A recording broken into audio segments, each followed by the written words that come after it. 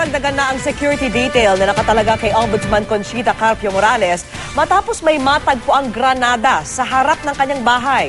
Sinisilip na ng pulisya ang kuha ng CCTV malapit sa lugar at pinag-aaralan na rin ang umano'y mensaheng kalakip ng granada.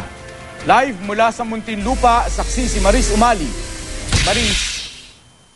Vicky, Mark, pananakot ang motibong nakikita ng pulisya sa pag-iiwan ng granada sa harap mismo ng tahanan ni Ombudsman Conchita Carpio Morales kaninang hapon. Ilang talampakan mula sa gate ng bahay ni Ombudsman Conchita Carpio Morales dito sa Muntinlupa natagpuan ang isang fragmentation grenade sa loob ng isang canister na naka-plastic pasado alas 3 ng hapon. Hindi matiyak kung iniwan ito ng isang nakasombrerong lalaki na namataan daw ng gwardya ng bahay ng Ombudsman pasado alas 10 ng umaga. Nala po kami na may laman po. Kaya binuksan po namin yung plastic. May sulat po. Kaya tumawag kami kaagad sa Muntinlupa Police po. Pero canister ba yun o ano, talaga mukhang granada? Box po siya ng granada po. Ang dense. May kalakip pa itong resibo na may mensahe. Pananakot daw ang isa sa mga nakikitang motibo ng pulisya. Ang densa kay CCM nagmalapit. Anyone na hindi natin talaga maintindihan. Isa po sa ating pipiliting i-decipher. Ano? We can say that. Ano? Siyempre, granada yun, explosive yun eh. But then, yun nga lang, yung appearance ng granada dyan, intact yung dalawang safety pin niya. At besides, nasa loob pa siya ng canister. So talagang hindi magano yung niya, no? Yung detonating level niya.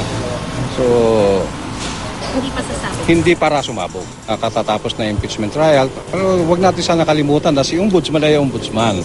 At yun na nga, bilang Ombudsman, talagang maraming mga siguro hindi nagugustuhan yung mga decisions. No?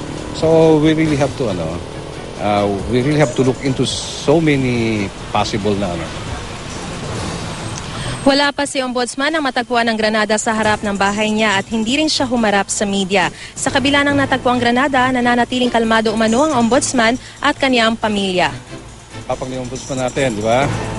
Talagang siyempre sa atin naman dito, bilang mga pulis, we have to make sure na she is safe and secure.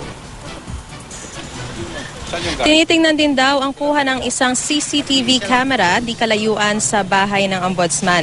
Sa utos ni DILG Secretary Jesse Robredo, pinadagdagan na ang security details sa Ombudsman. Maya't maya na rin ang pagroronda ng mga pulis sa may tahanan nito.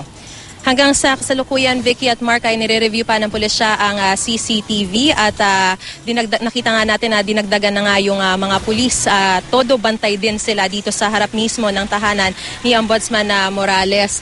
At patuloy ding iniimbestigahan ng EOD kung kanino nakarehistro ang granada sa tulong na rin ng lot number nito. Mula rito sa Muntinlupa, ako si Maris Umali, ang inyong saksi.